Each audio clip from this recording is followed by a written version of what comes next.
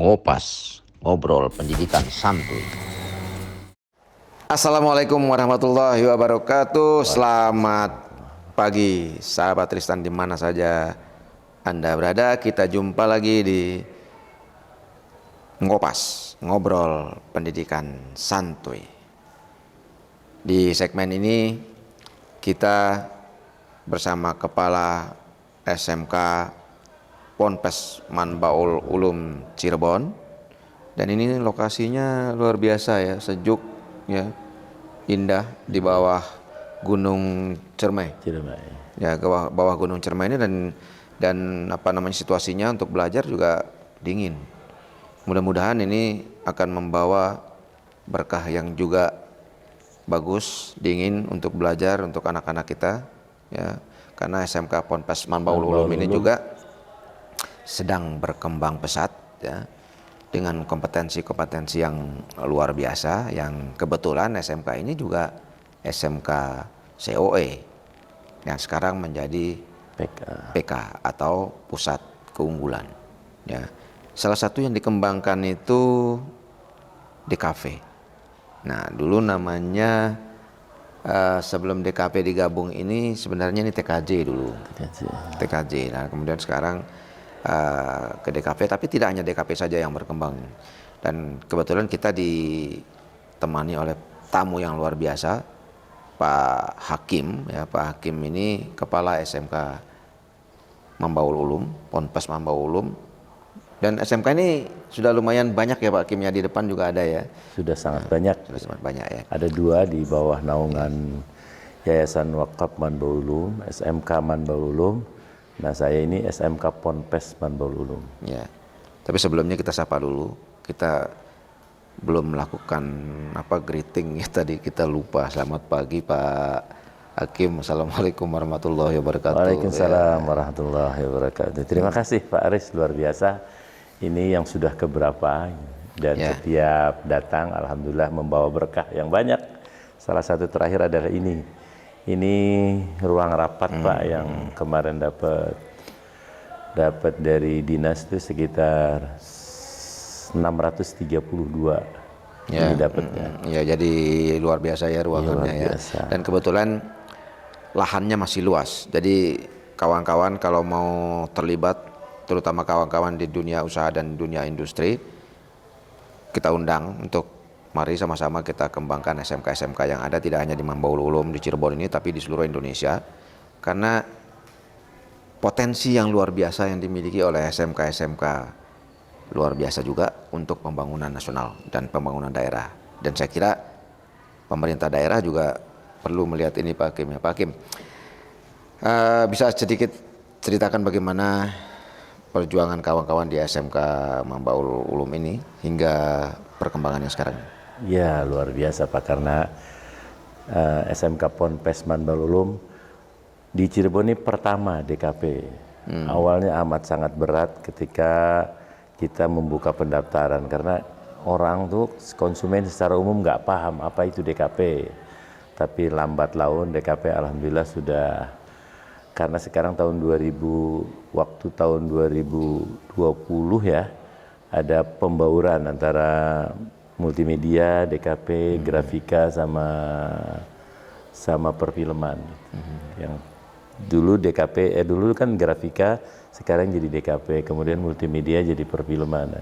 Jadi sekarang orang konsumen secara umum lebih paham apa itu DKP, karena memang kita berjibaku teamwork SMK Ponpes Manbaul Ulum setiap saat keluar untuk memahami, untuk orang lebih paham apa itu DKP, dan alhamdulillah sekarang sudah mulai paham. Pak Hakim, ini menjadi persoalan di banyak SMK, terutama terkait dengan ruang teori ya. Ketika SMK ini mengalami kesulitan untuk menyiapkan ruang teori, Ponpes Manbaul Ulum ini punya konsep sendiri. Ya, gimana melakukan pembelajaran di alam terbuka ya, dengan luas lahan yang luar biasa ini gitu. Ini seperti apa Pak Hakim? Iya, kita kerjasama dengan yayasan yang dipimpin Ustadz As'ad ya. Jadi kayak hari ini kita dapat ya, tahun ini 2020 2023, fisik kita dapat sekitar 632, tapi pada kenyataannya kita habis sampai 900 itu.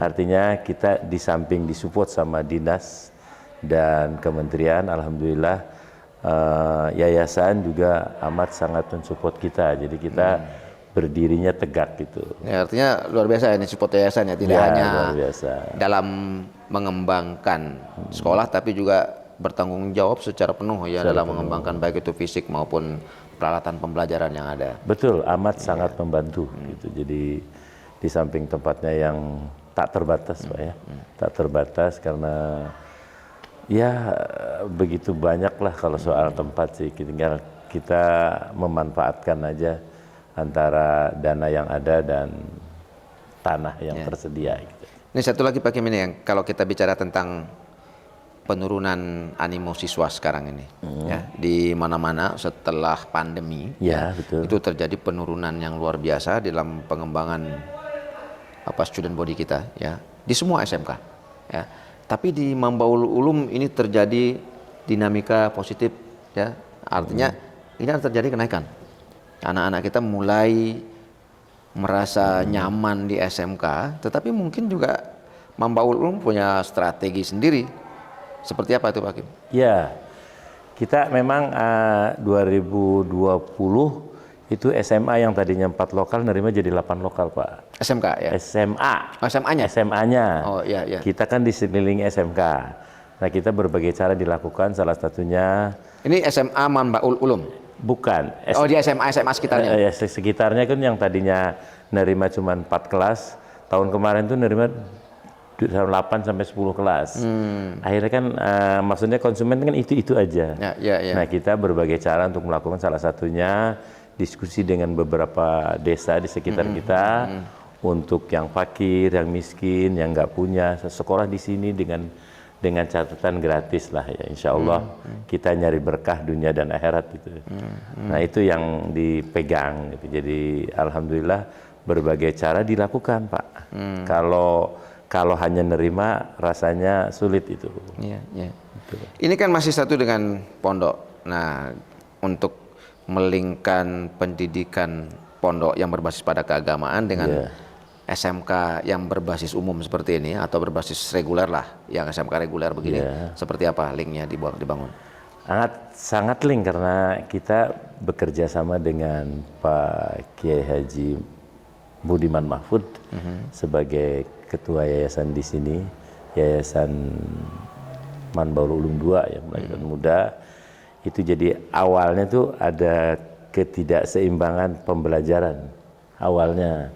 Tapi begitu tahun ketiga sekarang saya punya ide untuk santri tahun depan nih santri satu jurusan saja ke sini. Jadi waktu pembelajarannya bisa disesuaikan dengan kebutuhan pesantren. Karena pesantren kan 24 jam. Jadi untuk 2022-2023 sudah disinkronisasikan antara pondok dengan SMK Ponpes Mambaul. Dan itu tidak mudah. Butuh waktu, butuh pendekatan yang intens. Ini kayak dual system ya? Awalnya dua sistem, tapi untuk satu pendidikan jadi satu waktu, satu jalur. Pada akhirnya seperti itu. Tapi di tahun 2023 ajaran baru nanti sudah untuk pondok larinya ke DKP semua. Saya siapin. Kalau tadinya kan ada ke otomotif, ada ke pemasaran. Sekarang saya dipastikan dari pondok muda 2 ke SMK Ponpes Mambaul Ulum. Ya. Oke, ini kembali lagi kita ke pondok. Ya, sebagai salah satu sumber potensial siswa di SMK Mambaul Ulum ini. Ya, ini kan kalau kita lihat lahannya juga luas, luar biasa. Ini mau direncanakan pemanfaatannya seperti apa? Apakah ini akan semua menjadi lahan yang dimanfaatkan untuk praktek siswa atau ada untuk potensi-potensi untuk mengembangkan kompetensi baru? Kemungkinan sih dari beberapa diskusi dengan yayasan, karena kita kan harus juga dengan yayasan. Ada beberapa potensi yang jurusan-jurusan baru, jurusan-jurusan anyar, tapi masih tahap wacana. Mungkin tahun ini masih seperti ini, mungkin 1 tahun 2 tahun ke depan sudah ada jurusan baru sesuai dengan kebutuhan masyarakat. Gitu. Ya, kita lihat lagi ke yang potensi yang ada sekarang. Ya. DKV, kemudian otomotif, pemasaran, khususnya pemasaran di daring ya, bisnis daring dan pemasaran. Ini potensi ini dikembangkan dengan strategi yang dipilih oleh Ponpes sendiri. Betul, ya. Betul Pak. Ya, ini kalau kita lihat perkembangannya juga luar biasa ini di 3 atau 4 kompetensi yang ada yang dimiliki oleh Manbaul Ulum. Nah, ini seperti apa sih sebenarnya untuk strategi yang diambil untuk mengembangkan, terutama untuk guru-guru produktifnya? Nah, jadi gini, kalau pemasaran kita sudah bekerja sama dengan Shopee. Shopee kemarin juga KKI ke Jogja ke Shopee-nya pusat, kemudian pengembangan untuk otomotif ada 2, yaitu kendaraan bermotor dan kendaraan ringan. Bermotor itu kita fokus dalam 1-2 tahun ke depan adalah penciptakan sepeda motor listrik dan mobil listrik. Dan kita sudah beberapa diskusi, tinggal pelaksanaan. Mungkin 1-2 tahun ke depan kita sudah bisa memproduksi, tidak massal dulu, hanya percontohan insya Allah, karena sudah MOU dengan mobil listrik yang ada di Semarang, motor saja, yang di Semarang, tinggal pelaksanaan aja. Ya, kita nanti, saya pengen banyak bertanya juga ke dinas, ke kementerian, seperti apa kita MOU-nya, karena gini kan ada kendala Pak Punten ya, kendalanya tuh sudah disiapkan sama kementerian, adalah link and match sama diteruskan dengan pernikahan ya Pak ya, bahasanya apa gitu. Nah, pernikahan itu jadi kita tuh masih terbatas sama ini Pak, hanya koreksi saja bahwa rapot yang harus kita tulis itu sesuai dengan kementerian, sementara pada pelaksanaannya rapot itu terlampau banyak Pak, materi yang ada di rapot, sementara tuntutan dari industri adalah tidak sebanyak itu. Cuman kami mencoba untuk mensinkronkan saja, tetapi ya karena rapot yang harus ditulis ada materinya begitu banyak, sementara kalau keinginan dari industri hanya simpel-simpel saja gitu. Ada banyak, ada sekitar 10-15 mata yang tidak ada kesinkronisasi. Gitu. Mungkin terlalu kompleks ya. Terlalu kompleks. Ya. Karena itu mungkin ini catatan untuk kita semua, kawan-kawan di birokrasi ya, di dinas, di kementerian, terutama yang berkaitan dengan hal ini ya. Mungkin untuk SMK raportnya tidak perlu terlalu rumit, tidak terlalu kompleks ya, sederhana tetapi mendalam, yang menunjukkan langsung kepada kompetensi anak-anak kita, kemampuan mereka di dalam menguasai kompetensinya, sehingga dunia usaha dan dunia industri yang akan menggunakan, atau user lah, katakan user gitu, dengan gampang bisa melihat, oh aku butuh anak ini atau aku butuh kompetensi ini gitu Pak Hakim ya. Ya, oke Pak Hakim, kalau tadi kita banyak bicara secara umum lah ya. Kita lebih spesifik ke PK di Manbaul Ulum. Ini kan pelaksanaan PK di pondok. Ya. Tentu ini amat sangat memperhatikan bagaimana melaksanakan amanah yang diberikan. Bukan berarti sekolah-sekolah lain tidak melaksanakan amanah dengan baik, tetapi biasanya pondok ini punya cara sendiri di dalam membangun, di dalam mengembangkan, atau katakanlah kita itu mengimplementasikan pesan yang ingin disampaikan pemerintah kepada masyarakat melalui SMK. Ini seperti apa Pak Hakim? Ya, membantu banget ya SMK PK itu, karena amat sangat membantu Pak. Terima kasih banyak, karena sebelum PK sekolah ini terutama dari guru ya, guru tuh belum paham gitu. Kan di PK itu ada apa sih, magang guru di perusahaan. Nah, itu yang menjadi pembeda Pak. Jadi guru itu jauh lebih meningkat kemampuannya karena dikombinasikan dengan dunia luar, dunia industri itu. Nah, dan terkait dengan harmonisasi dengan pesantren yang tadi saya katakan tadi, sekarang sudah mulai. Jadi ke SMK datang itu hanya praktek, Pak. Jadi kalau pembelajaran kita yang ke guru-guru kita yang ke Ponpes, karena terkadang kan bisanya malam. Jadi guru kita beberapa kadang setelah asar gitu, padahal sekolah sudah tutup.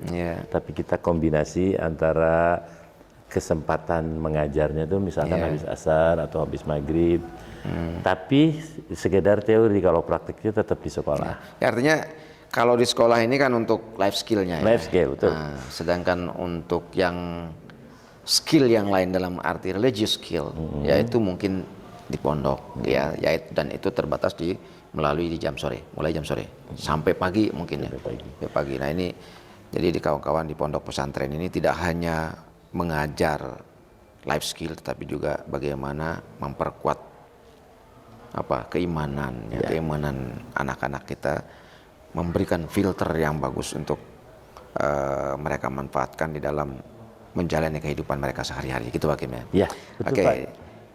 Lalu di sini kita lihat di sini ada VR.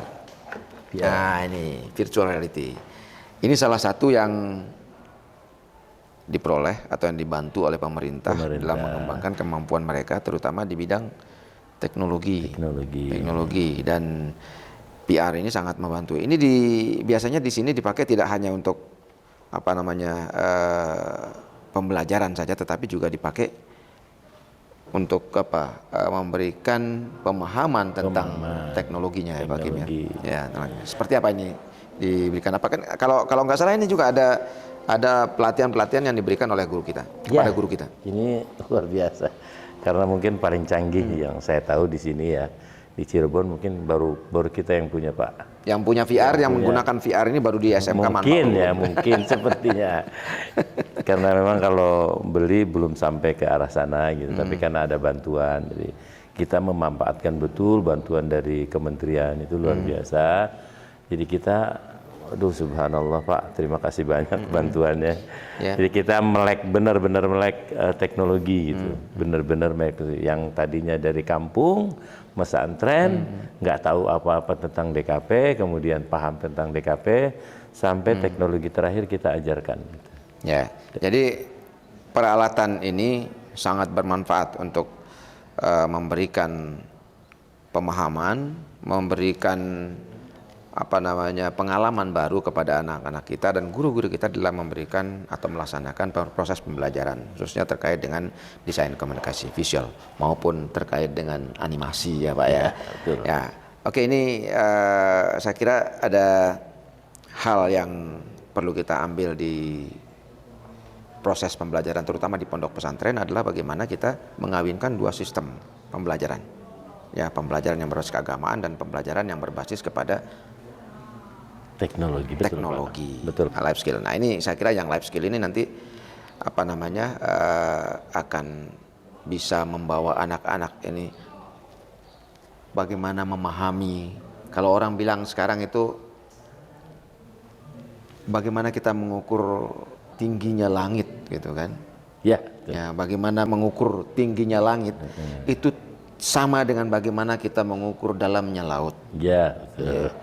Tetapi dengan menggunakan virtual reality ini orang-orang akan tahu, oh ternyata ketinggian yang sudah dicapai. Jadi bukan pada batas ketinggiannya, tetapi capaian ketinggian atau kedalaman yang sudah dicapai, itu yang bisa kita pahami dari penggunaan teknologi ini. Betul Pak Aris, jadi balance lah ya antara dunia akhirat itu. Balance sekali, luar biasa. Teknologi yang SMK Ponpes punya itu melebihi ekspektasi santri gitu. Sampai terkagum-kagum, sampai terbengong-bengong. Ini apa gitu. Karena baru lihat di film ternyata sudah ada. Kita punya gitu ya. Dan alhamdulillah di santrinya kan fokus kepada, di sini lebih ke tahfidz Pak. Tahfidz ya. Tahfidz. Okay. Jadi malam tahfidz, kemudian siangnya kita belajar teknologi mutakhir. Ya. Jadi tahfidz, bagaimana tafsirnya itu bisa dimanifestasikan melalui virtual reality. Ya, jadi menafsirkan kitab ke dalam kehidupan nyata. Ya. Oke, ini saya kira yang kita bisa lihat di SMK Pondok Pesantren Manbaul Ulum Pak Hakim. Sebelum kita tutup acara ini, komunikasi yang dibangun antara pondok dengan SMK saya kira terus dilakukan secara berkualitas. Tapi sebelum kita akhiri, Pak Hakim ada yang ingin disampaikan, silakan. Kita kan SMK Ponpes ini model pembelajarannya fun, Pak. Fun, jadi banyak tertawa, banyak santai. Tetapi substansi apa yang harus kita ajarkan tuh harus gitu. Soal gimana caranya, fun. Jadi anak-anak tuh begitu jam pulang, bahkan nggak pulang, Pak. Karena merasa betah, merasa nyaman, merasa enjoy. Begitu juga dengan kedekatan antara saya dengan pesantren. Jadi pendekatannya lebih kepada fun gitu ya. Ya. Oke, sahabat Tristan dan para pemerhati SMK di mana saja Anda berada, kita akan jumpa lagi di Ngopas berikutnya dengan topik yang tidak kalah menarik. Terima kasih. Assalamualaikum warahmatullahi wabarakatuh. Waalaikumsalam warahmatullahi wabarakatuh.